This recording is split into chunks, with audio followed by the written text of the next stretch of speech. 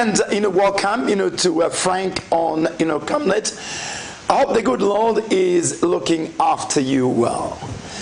There can only be two major issues that are being debated in our country, and that is the economy, and even bigger than that, the fight against corruption. The UPND government declared zero tolerance to corruption. What is the situation 4 months later? This is one of the issues we're going to delve into this evening with my guest, SAMPA KALUNGU, who is the president of TIZ Transparency International Zambia chapter. Good evening and welcome. Good evening, Ambassador, and good evening, viewers. I know our thrust this evening is about corruption. But before we even delve into that, I want to look at one or two current issues that are trending. The first one is the appointment of district commissioners, something that President Hichilema said it was wasteful. He just recently appointed new district commissioners. That's number one, which I want us to thrash out before we even talk about corruption. The next thing is the fundraising dinner, which was held recently, where a whopping 16 million was raised. And I'm told at an auction, I wasn't there, that one gentleman bought a jacket which was used by the president whilst he was incarceration for 2.5 million. I want us to thrash these issues, then we'll move systematically and talk about what exactly is corruption. Indeed, Ambassador, the first one, which is the appointment of the district commissioner, is actually a shocker. I'm sure it's not only a shocker to Transparency International Zambia, but I'm sure it's a shocker to a number of civil society organizations and even individuals and other political parties. Like you said, one of the things that the President HH was clearest on was on issues of wasteful resources. Even now when you listen to him, last night I was listening to some of the speeches that he was making in the United States when he was meeting different people, different stakeholders, was constantly talking about how he wants to foster democracy, how he wants to fight corruption, but how he wants to stop the wasteful of resources. Yeah. And coming back, during his campaign time, he was clear that, first of all, he condemned that district commissioners were not needed because the works that they do are done by the mayors or by the council secretaries and in some cases by the permanent secretaries of the provinces. And he said when they formed government, those are the things that will be of the past. But by his going back to appointing again the district commission, we're seeing that actually he's taking the district commission in the future, not in the past. And that's very, very disappointing to us, to say the least, because this is not the thing that we expected. And because of this, we are seeing now that what is now the difference between PF in their dealing and now what is doing now? So we are now, he started actually to wash out the potency of the language that he has been using in fighting corruption.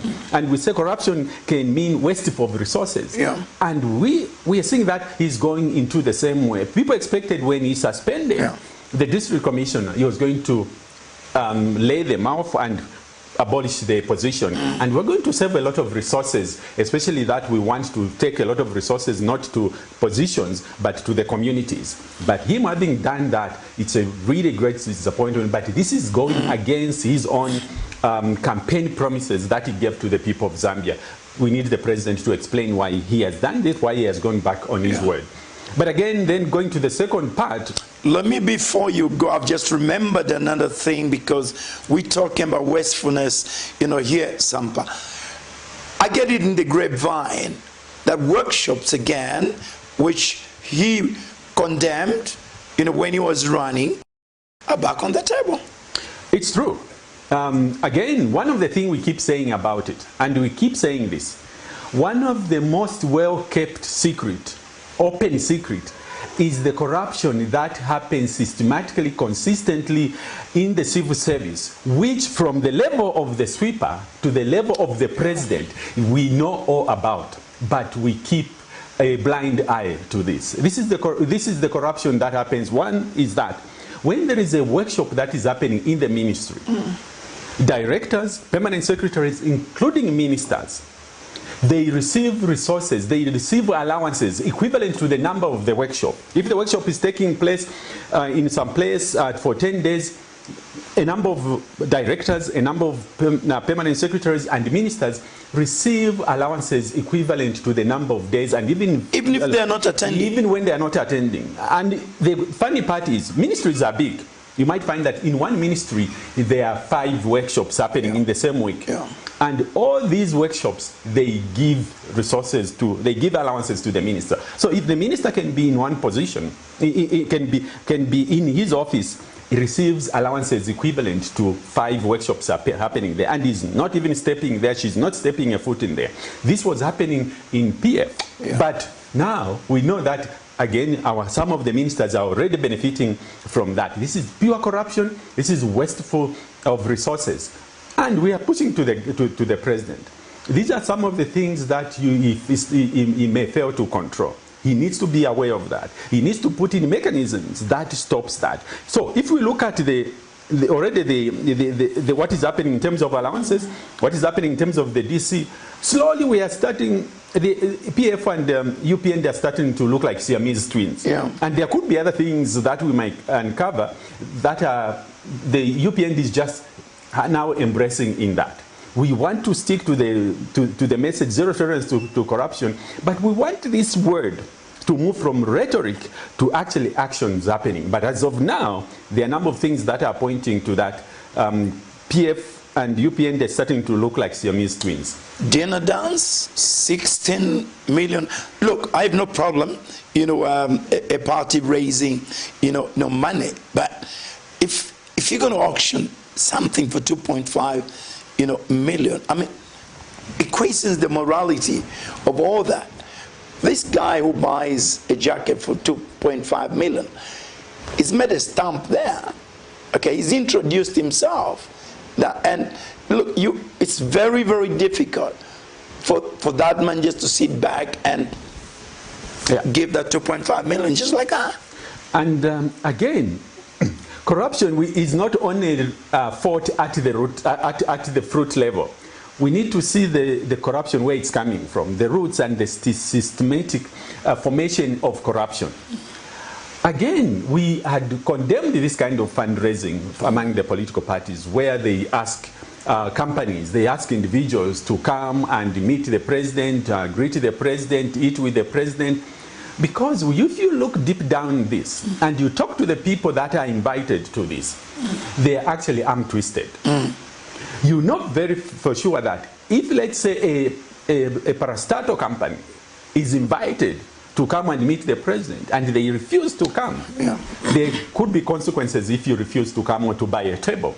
If there is a company that is there and the political party in power has extended an arm to you and invited you, can you come and meet the president, can you buy 4 tables, and they refuse, you know there will be something that will be coming behind. And when you are doing that, it's in the line of extortion. It's also underarm dealing. Those are the things we are saying, they create the roots of corruption. And if you invest in something, you want to see something. And for instance, we can speculate that the person who bought that jacket for 2.5, he never bought that jacket when the president was not in power. So this one is buying, and all the others who are buying 300,000 t-shirts, 300 whatever, they never bought those when UPND was not in power. But because now they are in the position of influence, they see something they can benefit. It could be a favor, it could be an appointment, we are just speculating. But all these are pointing that you give me this, I'm likely to get that. And corruption is about me giving you something in order for me to get something out of that. There are many ways that UPND can get resources, but events like they had, the way we condemned PF, we are also saying this can lead to extortion, because people are scared that if I don't respond to the call of this party in power, they are likely to arm twist ourselves. We are happy that the President HH has been talking about the moral values of being a leader. And one of these things doesn't clearly bring about the best of morals in a political party. And we hope this should be the last thing that should be happening in terms of fundraising. Doesn't this bring to fore the idea of political parties, telling us that source of funding? I know it's right now there's no law like that. Shouldn't we be thinking of laws like that if we're going to deal with corruption? And for me, these are the things that can clearly bring about into action, that can operationalize the statement by the president, zero tolerance to corruption. It should be saying, look, in EPF or in MMD, people used to go for dinner dance telling people to do that. With me, I don't want to do that. They refuse to let the political parties state where they got the money from. I want to run a transparent government, and the president likes using that term. And to be transparent, I'll show you that even where I'm getting the money, I will ask everybody. The money, maybe help me, but also I'll demonstrate where I'm getting the money. So we won't hide where we are going to get the money. And this can be there. So they can push this as one of the legislation that they can introduce. They can start talking about this. Because now even the language of to change the law, to bring about more transparency is not as loud as when they were campaigning. So we are seeing, like we saying, just we have mentioned the three things. We've talked about the district commission. We've talked about the way they were fundraising. And we are now talking about this hiding where you are getting the money. This is what PF was doing. So that's what we are saying. Slowly we are seeing UPND becoming like PF, and we don't want them to be like that. Because we have learned a lot from PF. We want UPND to move. We want to live by the way that the president is saying. So indeed, so far, the score hasn't been good, we'll say, in the fight against corruption. Having done away with that preamble, for the sake of our viewers watching us today, what do you term as corruption? What is the description of corruption? In simple terms, corruption, first of all, I want to say, normally the way we define corruption in the sense of public service. That does not say in the private or individual capacity there is no corruption. But because we know that most resources are controlled and concentrated around the state. Therefore, corruption is, in simple terms, defined as the misuse of position and power by those that are appointed to be in position. So in that sense, it could even be private. So if I am a manager of a particular company, I can misuse my position maybe to get a bribe or to give a bribe because I need something or I need a favor. It can mean I can extort, meaning you do this, I have seen you doing this, if you don't do this, again, I will reveal this. So I can extort something. It can also be an underhand method of dealing with certain things. There is a tender that is open to all Zambians. But as the tender is happening, then I go and talk to somebody secretly, and maybe I do some hand-hand bribery. So it can mean that. But also it can mean there is a position. There is also even, we know the president is still appointing people. Then I start, even some way of lobbying actually can mean it's corruption. So I start maybe going with other people that maybe areas that the president likes. I start giving gifts. I start doing that. Just like even the fundraising, in some way, if the people who are buying certain things, they are expecting something in return, it could also be corruption. It could also be where a person has a case and you do something in order to make that case go away. So corruption in this sense, we're saying because I wield certain powers, even as a police officer, even powers as a permanent secretary, powers as a member of parliament, power as being in the office, as a political power in that office, that when they do something which cannot even be made public, something they know they cannot easily do in the eyes of the people, it constitutes corruption. But mainly it manifests itself in the exchange of gifts of one sort or the other, or a favor. Yeah. Tell me, SAMPA, you and me and many people watching us, they know the consequences of corruption. People have lost their lives, ordinary people, because of somebody who has been corrupt, somebody who has taken away, a social delivery, economic, delivery. With that scenario, with that picture that I have, painted, why has it become so endemic over the years? At the individual level, it's the insensate behavior and also desire to gain more and more, even when it is at the expense of lives, at the expense of others, where I want to acquire things, even the things that don't make sense. We know for sure during MMD time, the leaders who were there had a lot of money. They started buying yachts, even areas where they will never go, but because they had money and they want to waste that. But in Zambia, we have also seen that those people who have gained wealth, and in a number of cases, wealth which we strongly suspect was through corruption, we do not regard them as people who society should be ashamed of. We start praising them. We start wanting to associate ourselves with them. We start being happy with them. We start admiring them. And because also we know that the system of Zambia, which goes after those who are corrupt, is so weak that it rarely manages to prosecute and to put people in jail who are corrupt, then we know that actually corruption pays, because I cannot go to jail. The Anti-Corruption Commission is not as effective as it can be. The DEC, they are not as effective as they can be.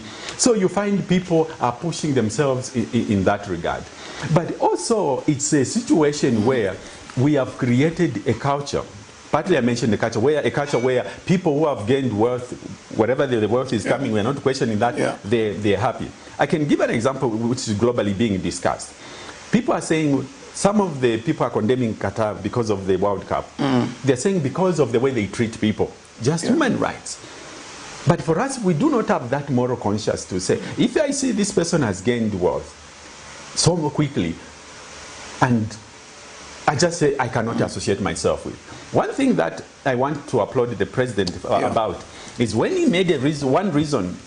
I'm not saying it justifies everything, but President HH, one time I listened to him and he said, the reason why he doesn't want to use the jet stream is because the process in which it was acquired, to him, didn't sound right. It sounded morally wrong because of the amount of money that were involved. That reasoning is very good, because then you are saying there's something within myself, it could be from the Christian point of view or from another point of view, but saying this is not a right thing to do. And then I stop myself from doing that. But we have created a culture where now we need to do that. So a number of things, a collective of things where morally we are becoming weak, systems are not working, those who are stealing are the ones we are seeing are the ones who have made it, and everybody starts admiring that. So this has made the whole system of fighting corruption very weak, and coupled by the institutions that are there, that they don't have the capacity, the muscle to fight corruption. It's hard to find a good case or cases where we are saying this Anti-Corruption Commission did this or they did this. It's difficult to find one. Tell me, recently the president made a statement at the airport, that there's been a clique since independence, that was corrupt, which has been perpetrating corruption. I think basically what he was saying is there's been corruption at every stage in every government, and I've been there since KK. Yes, there was corruption, but it is the volume, comparatively to now. I mean, it's really chicken feed. What was the president hammering home here? I mean, and this statement is divided interpretation. What was he trying to drive here? And are there lessons from this? Like I say, I'm from the KK, times. KK usually never made statements at the airport. He waited until he settles down, and then he makes a statement. I'm not saying the president should not make a statement at the airport, but even in Lungu's time, statements that ruffled the feathers were those that were made in an impulsive situation at the airport. First, what did he mean? Second, was it appropriate to make this statement? Politically, I think those are the words you say, the next minute you wish you would swallow them. That's what I think. Because when the president said that, and from independence, and he was talking about it was in the context of leadership, actually it looked like he meant every president that has been there up to now, they've been corrupt. Yeah? It could be true, it could not be true. But it was such a sweeping statement because you cannot back it up with evidence that they did that. Because corruption, as much as we suspect it, and the courts will not listen to you when you say it, you need to prove it. So in that sense, politically, it was coming out as a careless statement. But also you would understand this, because I think it was a few days later, or it's not the following day, there was a statement from State House which tried to clarify that. The fact that they were trying to clarify things, then it meant the president was not clear enough or did not mean the word. But also this is a danger when you get a statement, a question from the journalist, you're just coming from there. If you are an advisor to the president, you are always cautious to what your president is going to answer. Because if there is a question like comes as a press query, then you have time to research on the question and to advise the president appropriately. But face-to-face questions, sure, the advisors and the people around the president, they are always scared of what the president is going to say. So for me, that politically didn't sit very well, and it can be divisive, but also it can be disrespectful to the former heads of state, the people that the president always sits around with. But there was that claim that the president did not mean to be disrespectful and to show that. But if I were to pick what out of there, maybe a lesson. Yeah. So we are saying out of all these 6 have been also corrupt. So he's likely to fall in that. Yeah, he's the 7th one. The 6th have been. So the 7th is likely to fall in that. So for him then, the lesson would be, what should I learn from these corrupt leaders who have been there, or cliques that have been there since independence? What can I do to make a difference? And then he starts saying, maybe I need to start living by the words that I'm speaking to the people in terms of corruption. Maybe I should start doing something that they never did before. And if I can go into one area which is so much feared by many heads of state, is that one of the way corruption is failed to be fought is the weakness in the law. As you know, the proof of the burden of proof always lies on the prosecuting team, not the person who is accused. So if I'm accused to be corrupt, I wait for them to prove that I was corrupt. I see. It's not for me to say, let me exonerate myself and explain that I'm not corrupt. So for me, when the president says that statement that there have been cliques of corrupt leaders in that sense, then he should say, well, how can me as a leader be different from them? One of these is about audit of lifestyles of members of parliament, the officials in government, the president and the people around. That can make a difference. And why am I saying this? Because it shifts the burden of proof on the prosecuting side. Like we can say, we can give a simple example. If somebody came to me and say, there is a law that says we will audit your life as a public figure. So to do that, they need to have a baseline. So they come to me and they say, SAMPA, can you declare your assets? And I'll tell them, oh, I have a Toyota Corolla, I have 1 house, and I have 3 guns. Okay, we record this. At the end of the year, again we come back. SAMPA, what have you acquired during this time? And then you are auditing the way I am gaining wealth. You are auditing where I'm spending my holidays. You are auditing where I'm sending my children to school and the holidays. And then all of a sudden you see that my children never even went to Siavonga. Then all of a sudden I'm sending them always in the Bahamas. Then you say, where is this coming from? Can we now get answers from you? We are not going to provide proof, but you are going to provide answers to us. That can help. At the end of the year, if they find that me who had only a Toyota Corolla and a little house, all of a sudden I've got strings of trucks which are transporting goods here in another region, and also I have got buildings that people are renting, high scrapers. Then again I need to provide responses to how I have acquired this. But like we have seen in the past, this is what we are saying the president should embrace. But politicians have been very much resistant to that, to such positions. Even now, like we are saying, one of the things that, again, that even their manifesto of UPND and UPND were talking about, we're saying we need to declare our assets. We need also to bring about lifestyle audit. We need also to bring about fast track in terms of fighting corruption, courts, and so on. But we are not seeing so much language emphasis around this. And these are the things that if the president did more of this, then he will be demonstrating to the rest of the country that he doesn't want to be together, to be lumped maybe by the 8th president, that even the President HH was among the cliques that had corruption. He should do more of this.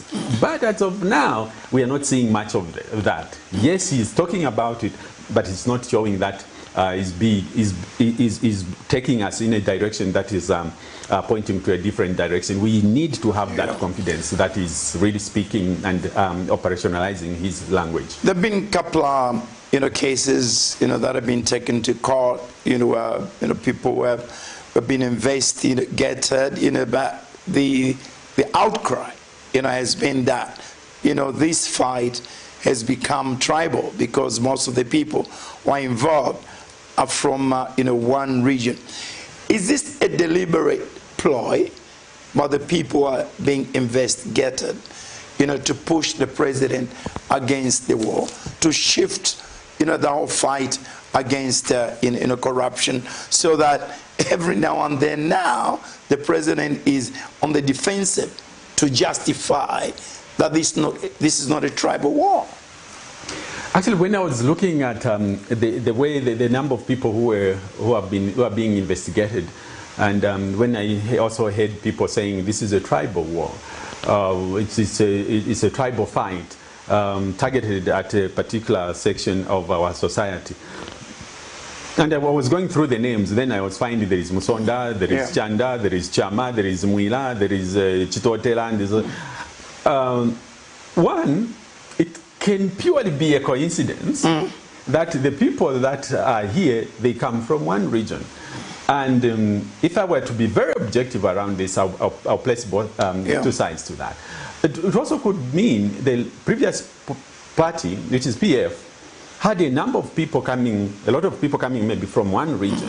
And as we see that law enforcement agencies are looking at those people who were holding public office, like we defined corruption as mainly focusing on the public service.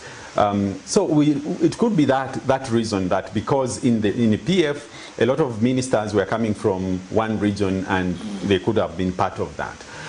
The other reason could be it's just that it's a coincidence. And we're not ruling out also maybe the other side, if we are to balance. It could be that there are certain people who were targeted. Maybe the big question is, what criteria are they using to investigate these people?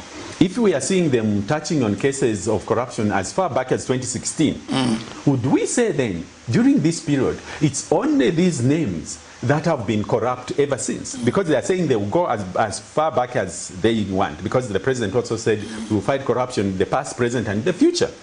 So then the question is, since 2016, do we only have these names that have been corrupted? There could be other names as well. So there as well, then the people raise questions. And for me, the first thing is when people raise questions, the society raises questions, it's not a matter of, first of all, defending ourselves. We need to demonstrate really with facts that what we are doing is this. So for me, again, the onus is on the law enforcement agencies.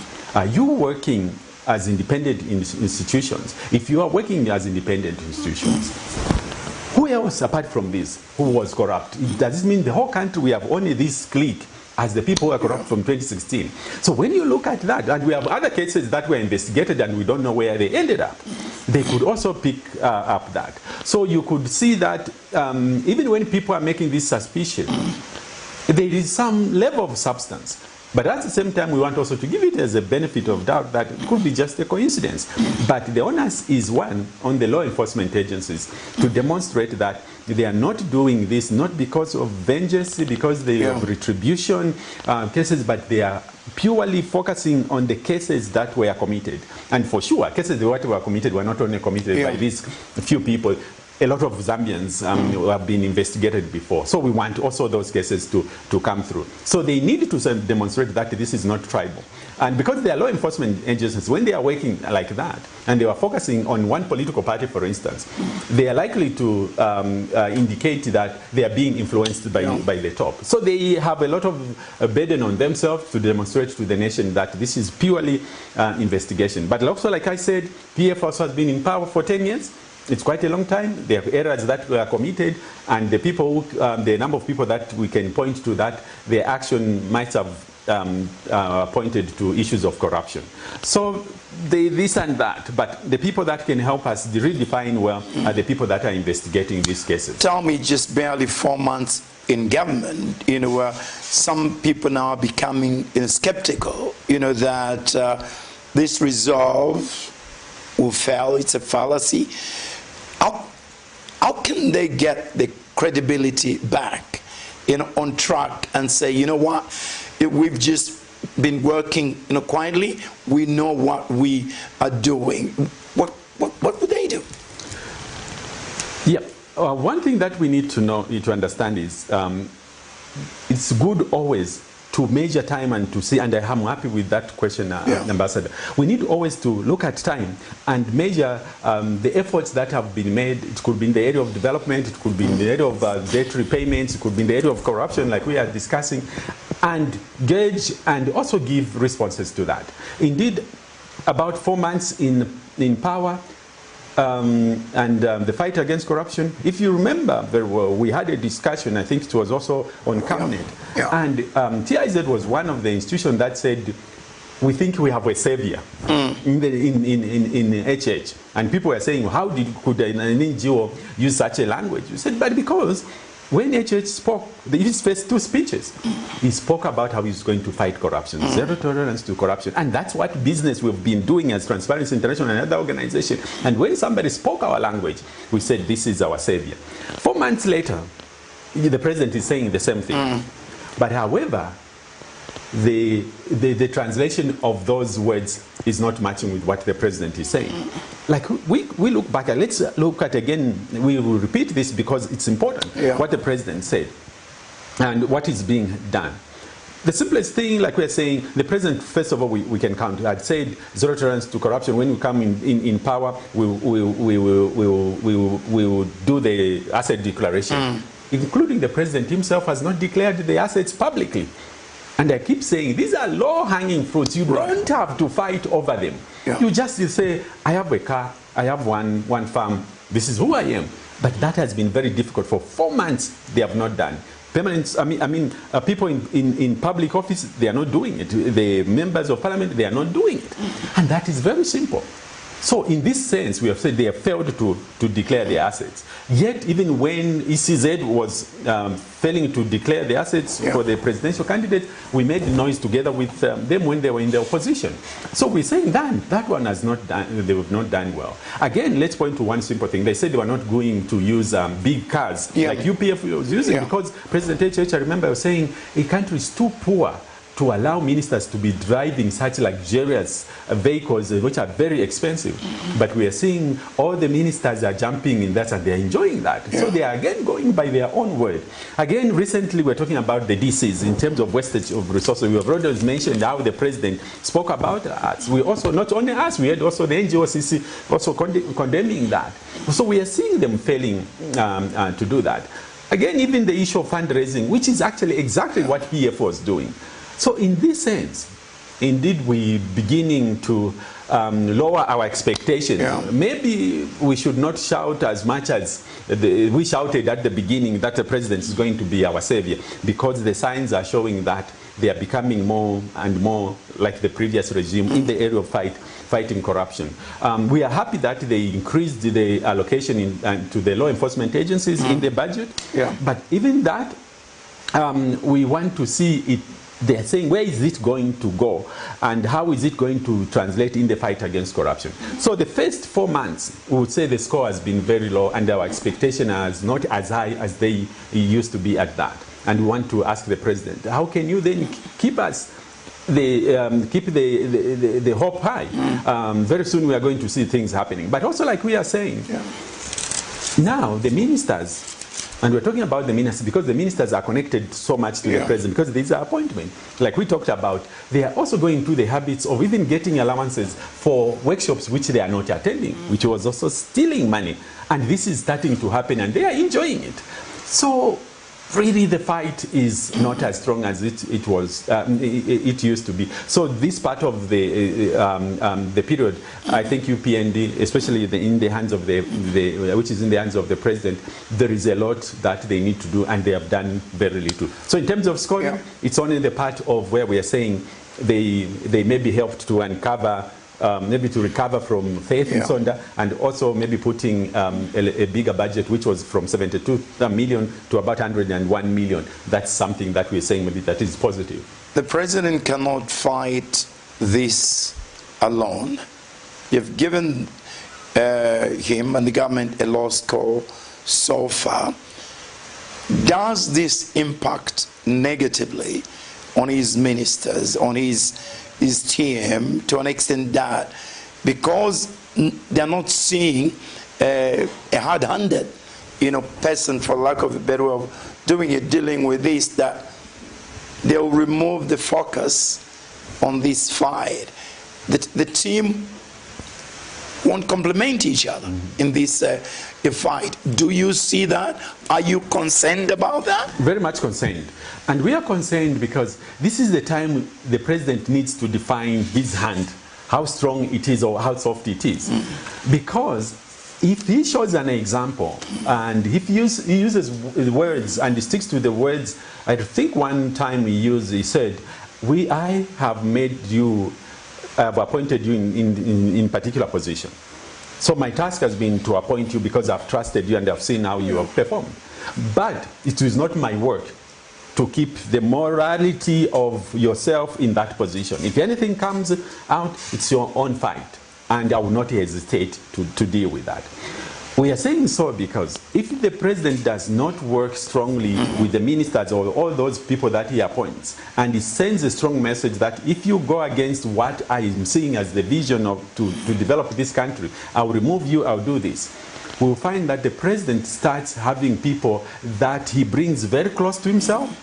And those people, when they engage themselves in the corruption act, you may fail to act to do something about them. One thing that we have not clearly heard from the president is on his position, for instance, of saying if a minister is being investigated and he has been arrested, will he remove those ministers or will let them work in there?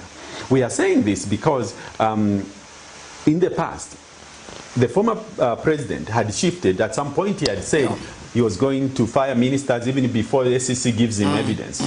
But we saw him then changing the language, saying these have not been found guilty yet. So you let them work in that sense. But we know within the Anti-Corruption Commission and many acts of law enforcement, when a public officer is arrested, not being investigated, but when they've done the warn and caution statement, and you have been formally arrested, and the arresting is not putting in cells, but you have been arrested, meaning you are restricted, you have to be accessed by the state.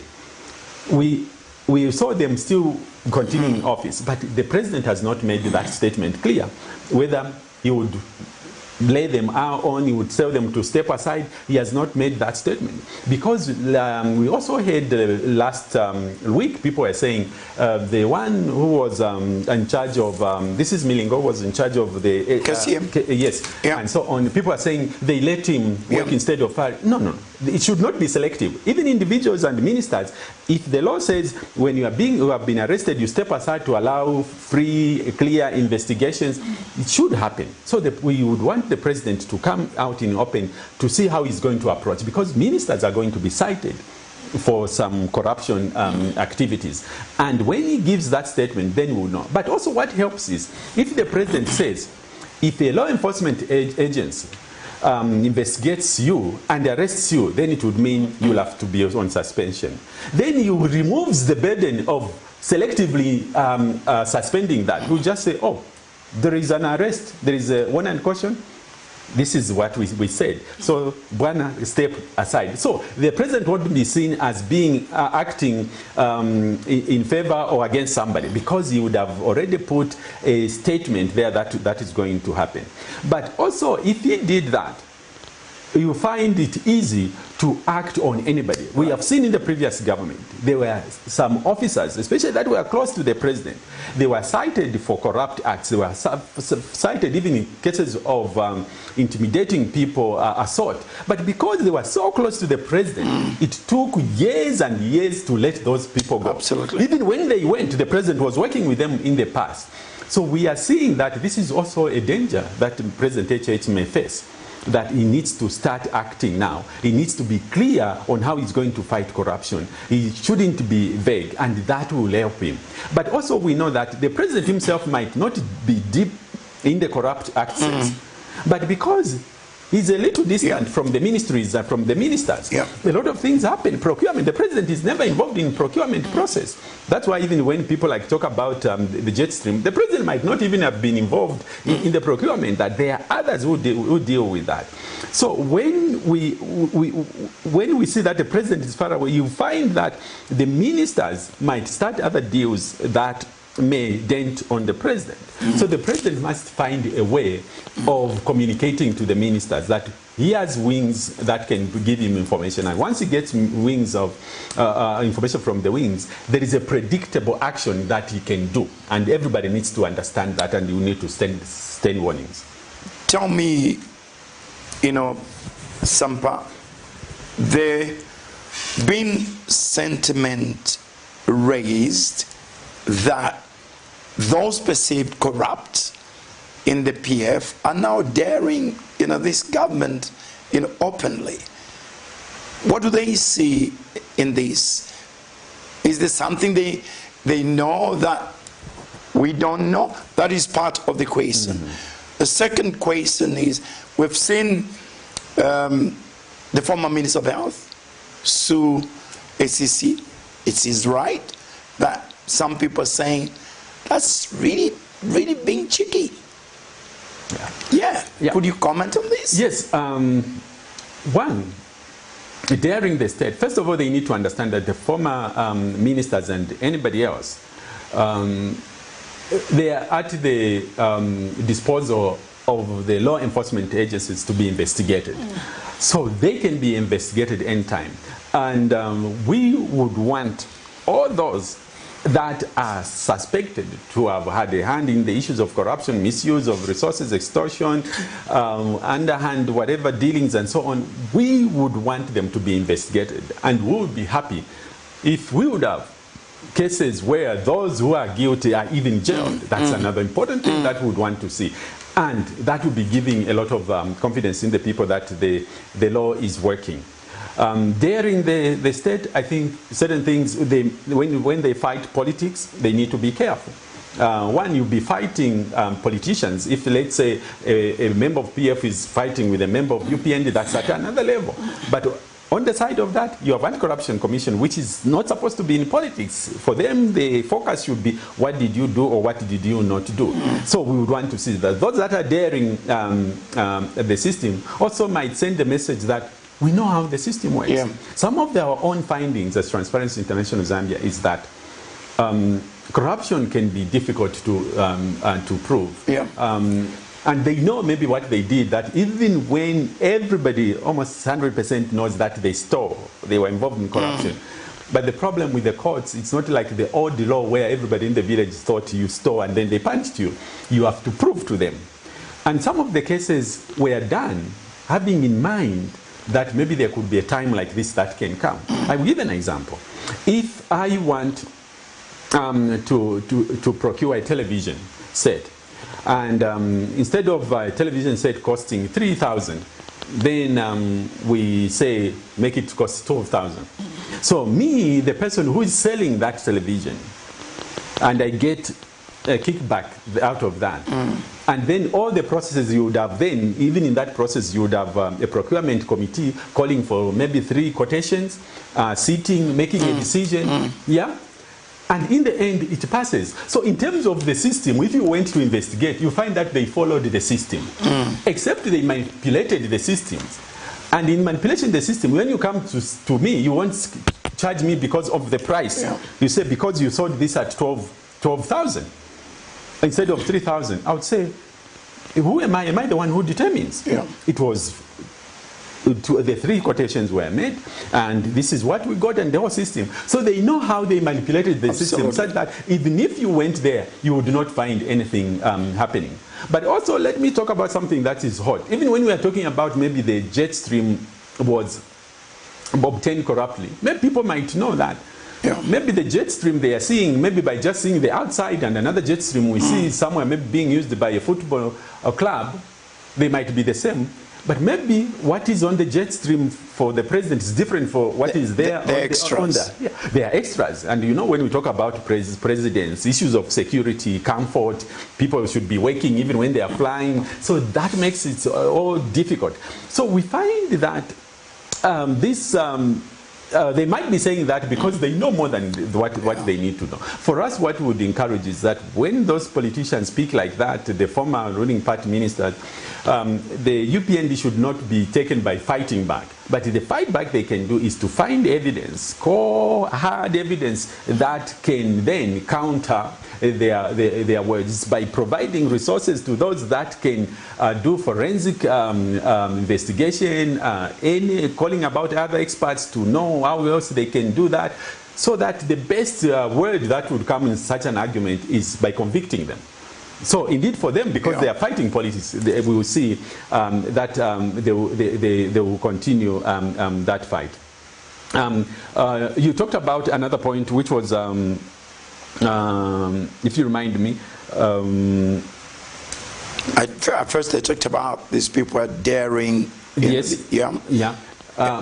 I think the second part was where we are seeing a lot of politicians, right, in the fight against corruption.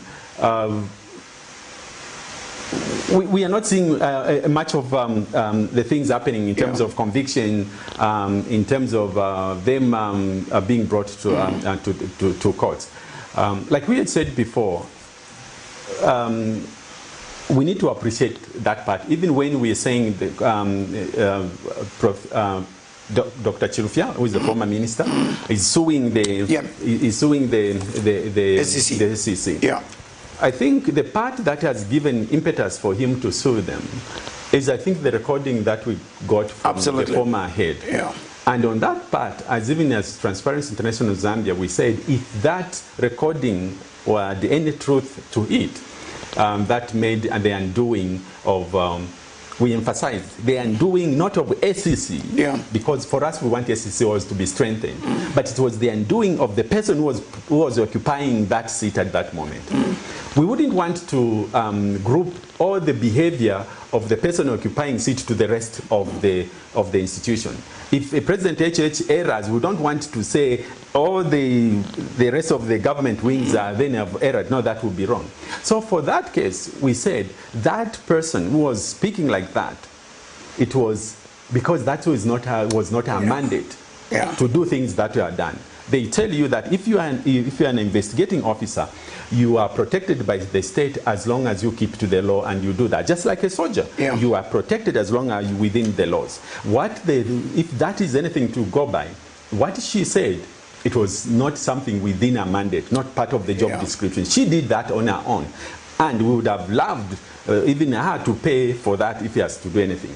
But also on the other hand, because it was taken up and he was investigated for that case, so that means there is something untruth about that, which is morally wrong.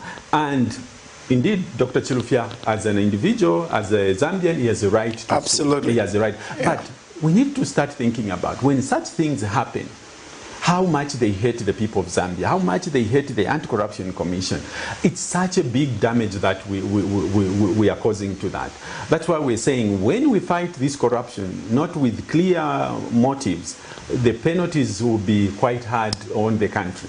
We want the law enforcement agencies not to fight, not because President HH has raised a hand on them or the minister who is in charge has raised a hand, but we want law enforcement agencies to act in their own capacity. Before we take a break and then we come back for the last 10 minutes, let me revisit this jet stream, this expensive jet which the president, before he became president, indicated that he wanted to sell. Looking at it now, does it make economic sense, one, to sell, two, the crew that flies this, and I think there are many, including engineers, they're not flying, they're not doing their job, but they're getting, paid. The jet maybe is losing value slowly. Shouldn't the president and say, you know what, I think it makes sense now that we keep this jet, I fly it, and if there's some corruption involved, I now go for the people who procured that? I think we need to make a decisive decision on this. Yeah, we need to do that. First of all, for sure, we know that it was an expensive plane. By saying it's an expensive plane, we are not saying it was obtained corruptly. That's why we want to see investigations being done on that. We have heard time and time the spokesperson of UPND, that is Honorable Mwitwa, saying this is a property of ZAF. Yeah, but if they say it's a property of ZAF, we have seen the vice president, we have seen even the president, when they are moving within the... ZAF is government, isn't it? ZAF is part of the system. Yeah. When they are going to the provinces, we are seeing them using the planes for ZAF. So when they are saying this is a property for ZAF, then actually we're saying, oh, even then the jet stream is property for ZAF. So the president, after all, uses property from ZAF. He can also use that. But this thing is going quiet. If there is issues that we have on this, let us go into investigations. How was it procured? If it was procured, what made it this expensive? Is this justifiable? Is this not justifiable? So that once we do all these things, then the president can say, we have found that it was corruptly obtained, we are not going to use it, and we are going to go after the people who have done this. Saying things without proof, in the end, they won't make much difference. But like you are saying, if we do not make a good decision on this, there are many things that are happening. It can even become more expensive. When you have a plane, again, you have to find another one. So we are saying this, we might watch this. The president is using public or commercial flights and so on. I want to say that as much as we don't want to be extravagant, but you may find that in terms of security, you can't subject the president. And 5 years is a long time. Maybe this is not sustainable, the president flying. For instance, there are certain meetings that you want to go, and here in Zambia, we do not always have those flights. Are we going always to charter planes?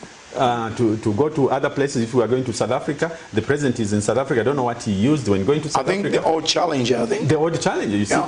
So when we see that, we say, is this going to help us? Is it becoming economic for us? We need to evaluate this. I like the definition of saying it's a ZAF plane, then it can be. But what will take out of this? These are honest speculation. Even when the president says, I don't like the way it was obtained, it's still speculation.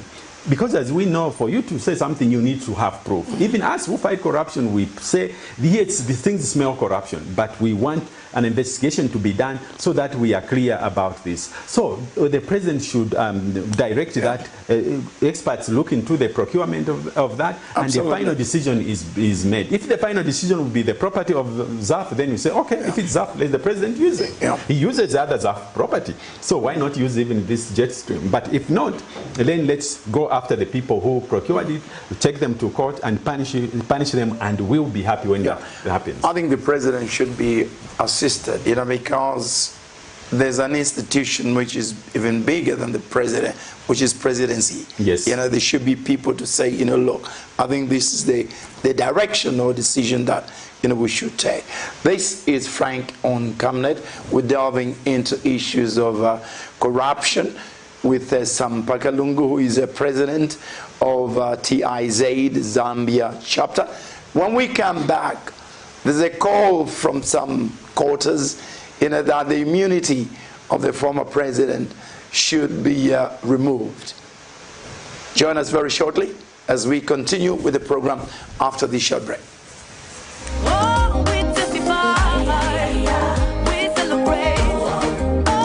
Hello, I'm Deborah Lukalu, all the way from South Africa. You are watching Camnet channel, not just another channel. God bless you. Stay tuned.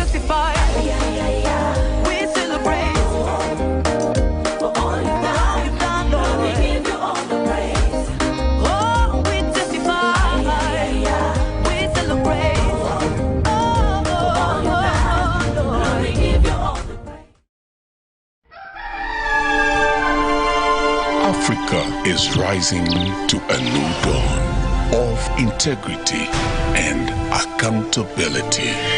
Are you tired of being swindled or buying fake or illegal properties? Would you like to sell or buy genuine property? Would you like to list your property on both local and international market? Don't waste your time. Call the professionals, the SGK Properties, on +260 762 166 018. SGK Properties. Your business assurance is our priority.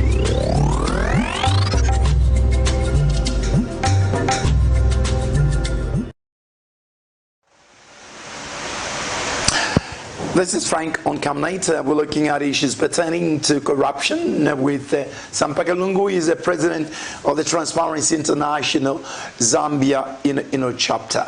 Before we went on break, I raised the issue again, which is trending, with some people saying, if this corruption leads to the former president, his immunity should be removed. Your take on that?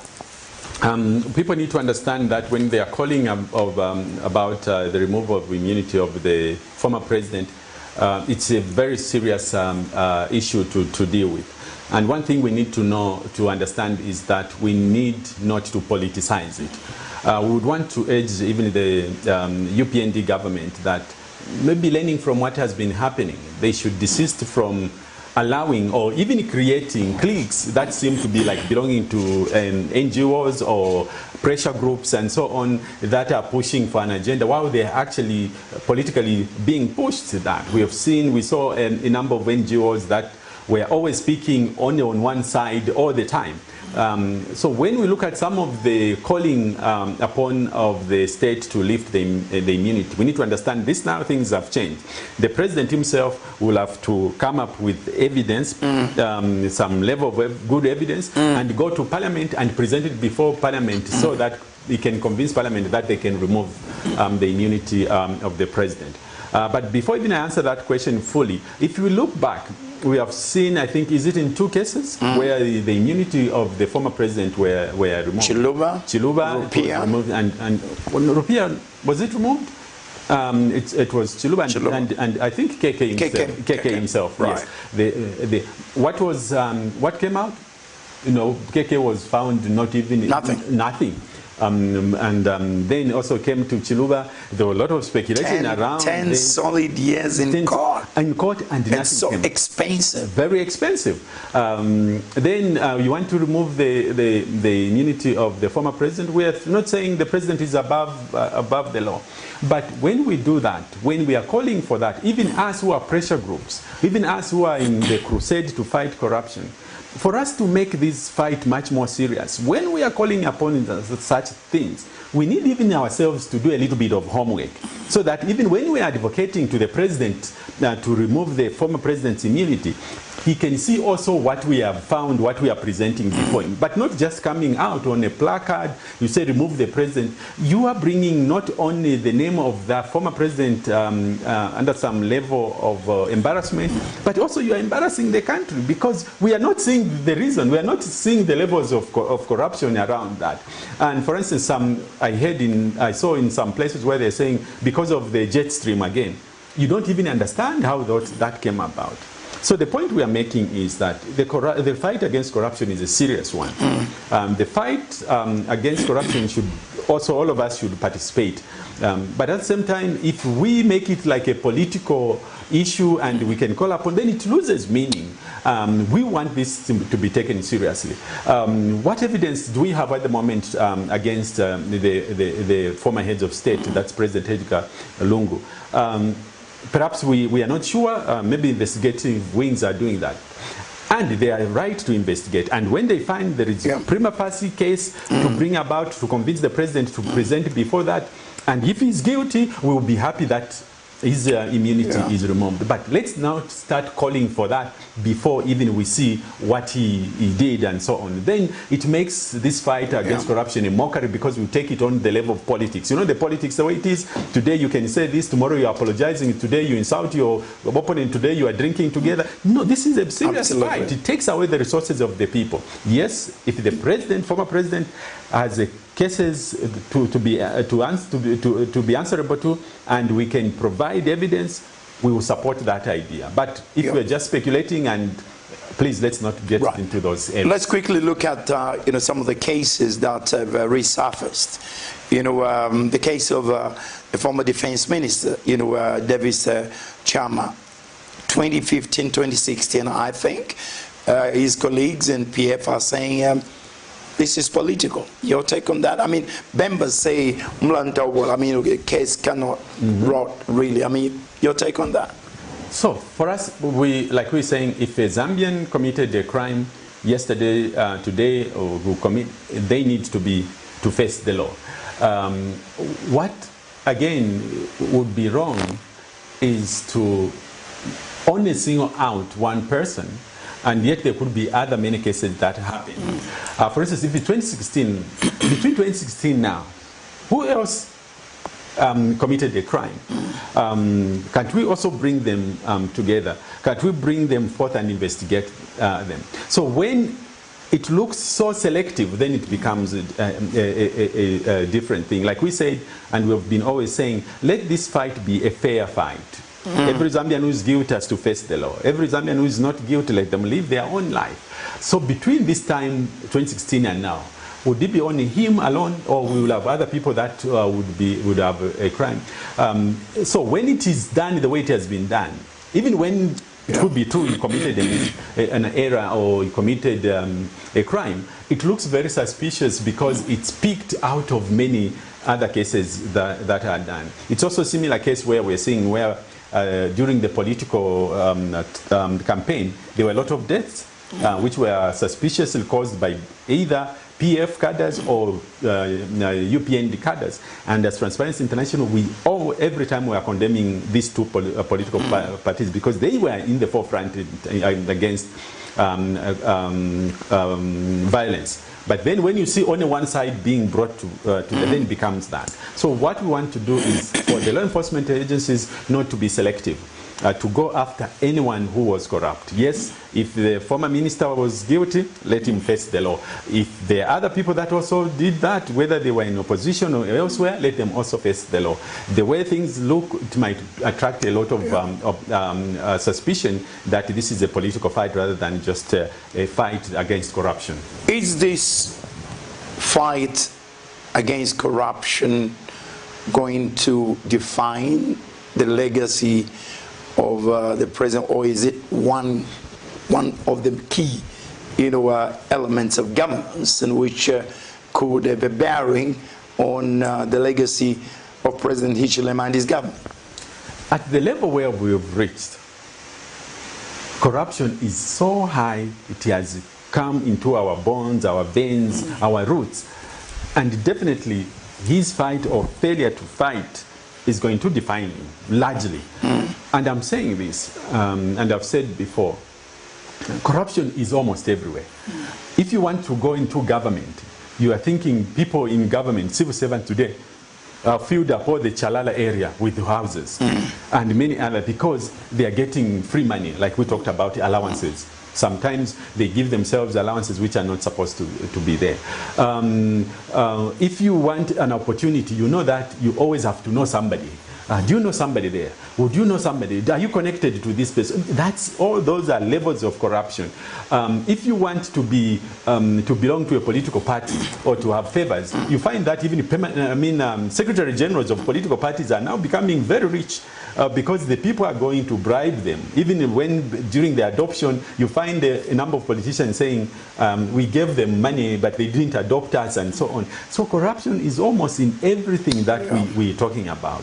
And when we are saying that, it means then that it's taking away the resources from society and going into the hands of the few. Again, when we look back at the budget speech when Honorable Msokotwane was talking about the 25 million in terms of 25.7 million in terms of CDF, was saying we take money to the people. And there they said they won't do it now. They will need to educate people, to train people, so that issues of corruption are reduced at that level. They don't want money to be lost in the hands of other people. So what we are saying, corruption takes away this. President HH has been saying we want to develop Zambia. You can't develop Zambia if out of the 20 million allocation to a particular project, 12 million is being taken by that. You can't. And when that happens, it's a misuse of office position, misuse or misallocation, misapplication of resources. So corruption has a lot of impact on the objectives, on the goals of UPND in terms of developing this country. If the president wants to come out and say, I've developed this country, he needs to pull all the resources and make sure that they go to the goals that the UPND and he himself as the president wants to go. So indeed, the fight against corruption will define his presidency. Let's end on where we started from, and these are appointments. The president made appointments for the district commissioners. He's done a couple of others, but people are crying out and say they need the government to be complete quickly, especially appointment of permanent secretaries. I'd love to be a fly actually in his office and find out exactly where the delay is. Where I don't need to be a fly is an area which I'm familiar with, appointing diplomats and recalling them. I don't know whether you know this, SAMPA, it's very expensive to take a family. It will cost maybe $60,000 to $70,000 or even more. To bring back a family, again, $70,000, $100,000, dollars, and we're talking about a lot of embassies. So if I were president, I'll critically look at that and perhaps even do it methodically, to borrow his in a word. But let's look at the delay in appointing critical people like permanent secretaries. What are your thoughts on that? It's really a big concern for us, even in the fight against corruption, when the president delays in the appointment of permanent secretaries. As we all know, the permanent secretaries are the controlling officers. They are the CEO of that. And when things do not go right, the Parliamentary Select Committee invites the permanent secretary to come and explain.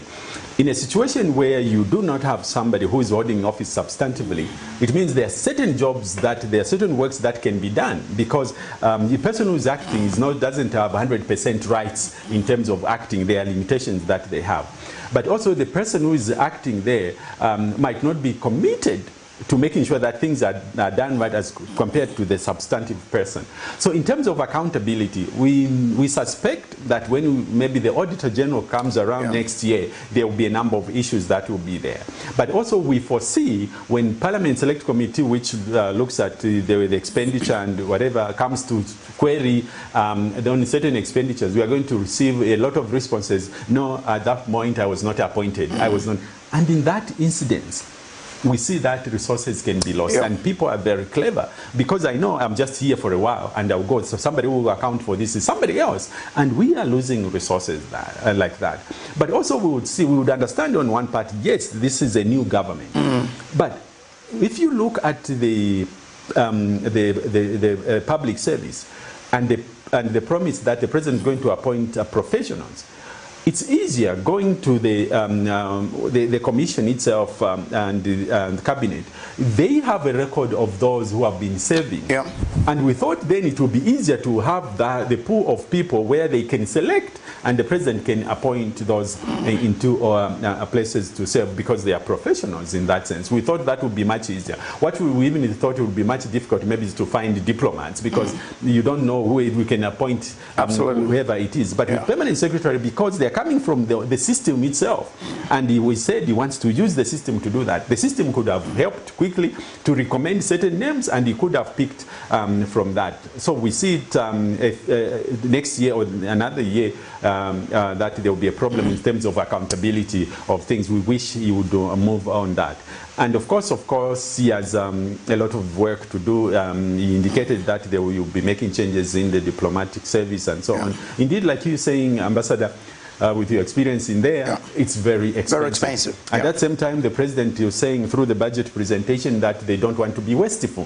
How many countries are we represented in? But also when we think about, we're not only thinking about the ambassador and the vice, no, we're not only thinking about the first secretary or the second, there is also the rest of the people working there. And maybe they want to do that. We might find that we spending millions of dollars just bringing that. It could be a necessary evil for him, but he just to also understand and bear in mind that this will take away the resources that we need, which is supposed to go to the people. But most important, the president should be in a hurry to complete his appointment, especially with the ministries, so that the ministries can run independently, can help him put in place his manifesto that he has, but also that when it comes to accountability, we won't have a lot of excuses because some people would not be in the office. And in the fight against corruption, I think would be strengthened because one will have people we can clearly point to, we can ask to account for certain things rather than just having 4 people who have to answer, and I don't know, I was not there, I was not appointed, I was just acting, I didn't have this power and rights. So in terms of fighting corruption, this is also one critical area that he needs to work on. SAMPA, always a pleasure. Thank you very much for making an appearance on my show. It's a pleasure. Thank you for having me. We've been discussing issues of governance, especially the fight against corruption. If we sounded a bit hard, tonight, it's very simple. We're not deliberately being hard.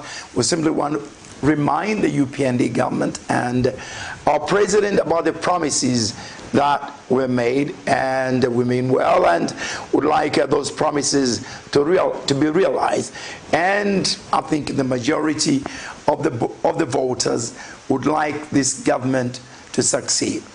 Like I keep on saying, do your very best and God will do the rest. On behalf of my guest, SAMPA KALUNGU, who is president of TIZ Zambia chapter, I'm Frank Mutawila on behalf of the crew, Isaac and his team, and of course Pastor Chiluba and Mrs. Chiluba, the executive producers. God bless you and good night.